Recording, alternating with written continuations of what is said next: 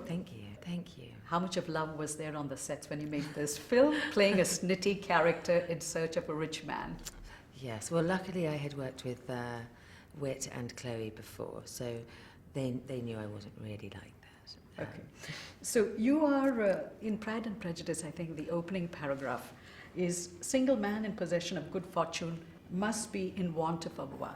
Yes. And you are that person. You're not a single man, but you're a widow in Yes. search of a single man who has fortune. Or not even a single man. I mean, I don't think she's that's right. particularly worried about that.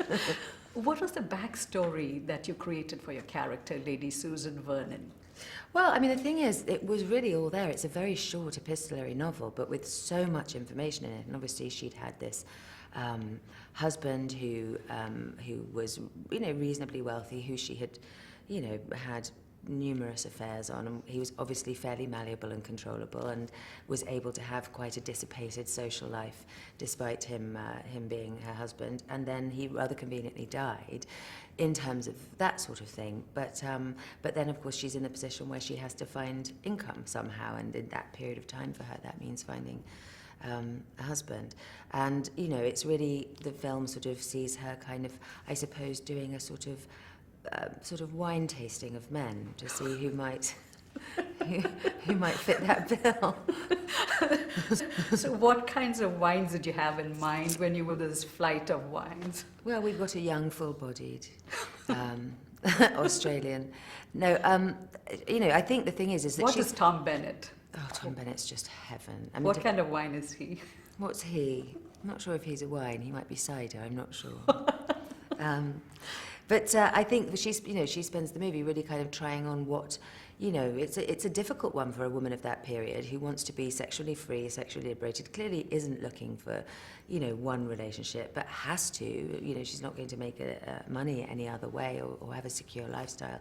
So I suppose her quest and her deviousness is how she can have her cake and eat it, which she manages to do.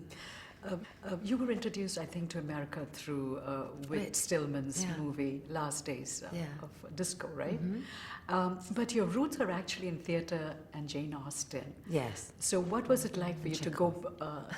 Chekhov. What was it like for you to go back to your roots and kind of retrain? Because here you are, you're leading an LA lifestyle, doing yoga, drinking water with lemon in it, and then you have to go and play this conniving I think person. There's an awful lot of yoga going on at the National Theatre as well, I must say. I think it's kind of caught on quite hard everywhere.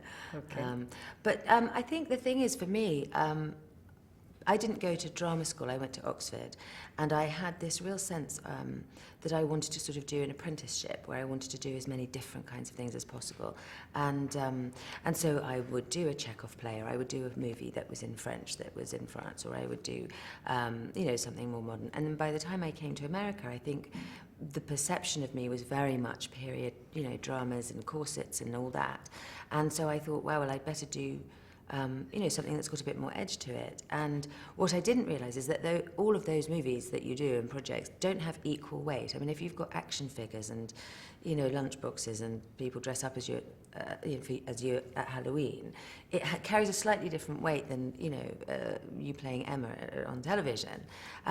So I think it became kind of oddly for me that was sort of my thing, when really it hasn't been. And that's been, a sort of a test to see if I could do it, because it's very much not my comfort zone. So this is very much more, I suppose, my sensibility and what I feel comfortable doing. It's just that I think people might have forgotten that. What did you study at Oxford? Russian and French. Russian and French, okay. So Austen's father, I think, went to Oxford too. I think so, yes. Quite a lot of good people went to Oxford. And she, in her novels, she usually focuses on women's role in society, the marriage market, and economy, how women have to be independent and yet they're constrained. But here you're playing Lady Susan Vernon, who's actually, unlike many of the characters that we have seen, you're not Miss Goody Two-Shoes. No, not at all. But I think she's very much a character born of that period, a woman who's not got the options of I'm sure if she was alive now, she would be having some very dynamic career and a lot of lovers and would be perfectly happy. But within the constraints of, the social period, she's one of the sort of few who's deciding to really go for something quite progressive, really, and generally frowned upon and rather naughty. What is next for you? I'm writing a screenplay with another writer that I bought a novel that I really liked a few years ago. So that's what I've been doing at the moment.